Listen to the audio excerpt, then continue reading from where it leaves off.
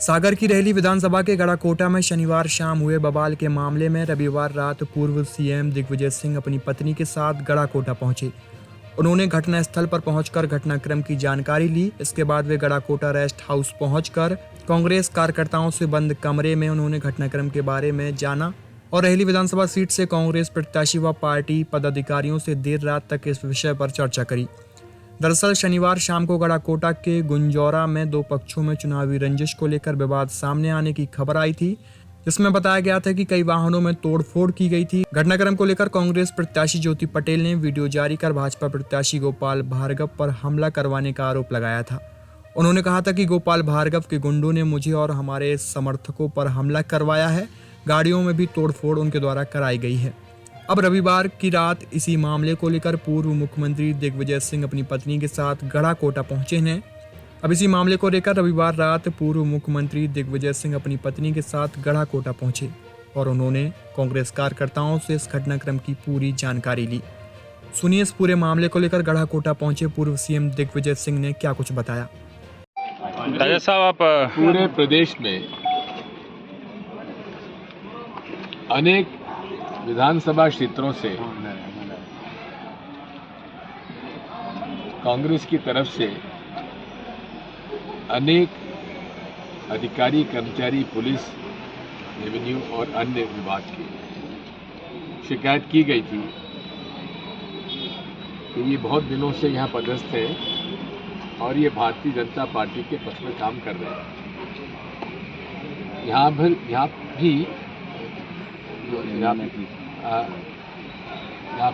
BD. Patel साहब ने, हमारे एडवोकेट जो हैं, इनके माध्यम से निर्वाचन आयोग को कितने लोगों की शिकायत होती है? 15-20 लोग पहले की, 6 लोग बाद में, तो उसमें 20-21 लोगों के खिलाफ शिकायत की ये पूरी तरीके से भाजपा के ये काम कर रहे हैं। उसमें 2 लोग सस्पेंड भी हुए, बाकी लोग नहीं हो पाए।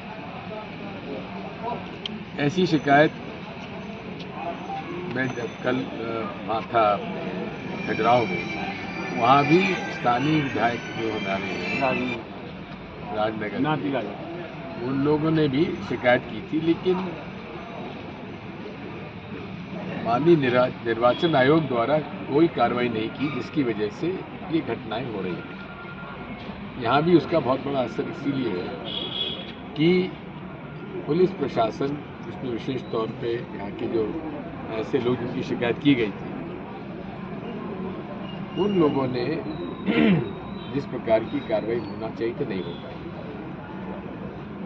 परसों की जो घटना, परसों रात की जो शाम की घटना जो हुई है, वाकई में सुनियोजित षड्यंत्र था और उन लोगों से वहाँ ये क्राइम, अपराध कराया गया जिनका की फरियादी से कोई लेना देना नहीं था, जिसका कोई कारण नहीं था। गाड़ियाँ तोड़ दी,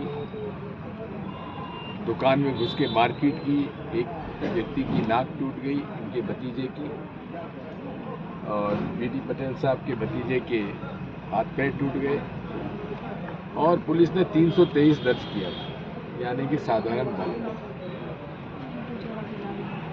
और उसमें 6 गाड़ियां तोड़ दी। 4 लोग पकड़े गए जो कि उसमें शामिल भी नहीं थे, ऐसा मुझे बताया गया। पूरे केस को रफा दफा करने का प्रयास था, लेकिन कांग्रेस पार्टी दृढ़ता से इसका मुकाबला करती है, ये करेगी भी।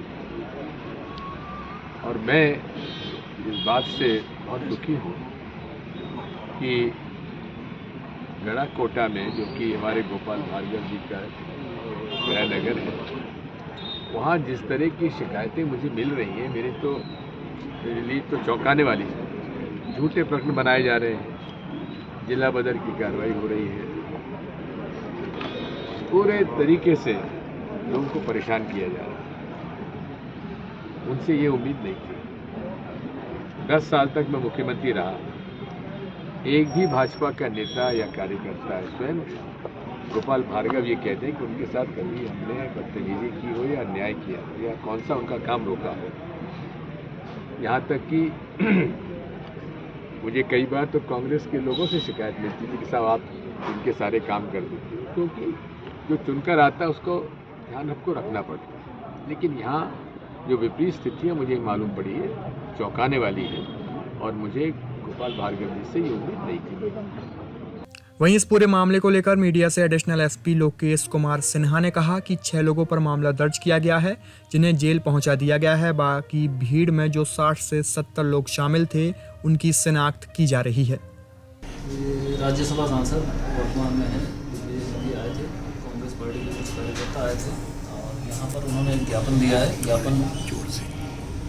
ज्ञापन जो है 18-19 की बीच की जो रात्रि थी उस दौरान जो घटना हुई है उसके संबंध में दिया गया था। ज्ञापन को हमने जो थाना स्तर पर FIR की थी, उस ज्ञापन को उस FIR का पार्ट बनाया है और उस ज्ञापन के आधार पर जो भी नए साक्ष्य और तथ्य आ रहे हैं उसके आधार पर आगामी जांच करके कार्रवाई की जाएगी।